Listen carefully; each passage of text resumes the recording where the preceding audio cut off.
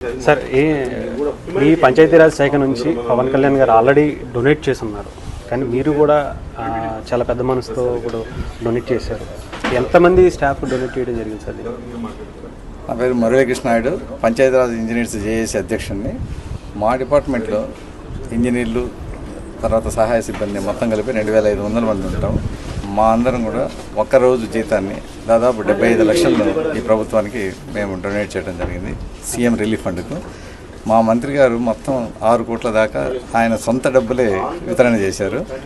ఈ 40 సంవత్సరాలుగా నేను ఉద్యోగం చేస్తున్నాను. నా ఉద్యోగ చరిత్రలో ఏ రాజకీయ నాయకుడు కానీ, మంత్రి అనే కాదు ముఖ్యమంత్రి కానీ, ఏ రాజకీయ నాయకుడు కూడా ఇంత పెద్ద ఎత్తున సహాయ నిధికి విరాళంగా ఇచ్చినది నేనైతే ఇప్పటి వరకు చూడలేదండి.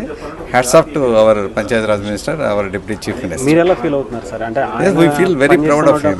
ఆయన చేస్తున్నటువంటి శాఖలోనే మీరు కూడా ఇప్పుడు వర్క్ చేస్తున్నారు. చాలా ఎలాంటి మార్పులు కనిపిస్తాయి? వారు చాలా ప్యూర్గా ఉన్నారు, ప్రతిదీ ప్రజల గురించి ఆలోచిస్తున్నారు. అట్టడుగు వర్గాలకు మనం ఏం చేయాలి అనేది ఆయన ప్రతిరోజు ఆలోచిస్తున్నారు. ఆయన సంకల్పం అదే. ఆ స్ఫూర్తితోనే మేము కూడా ఫీల్డ్లో పనిచేస్తున్నాం.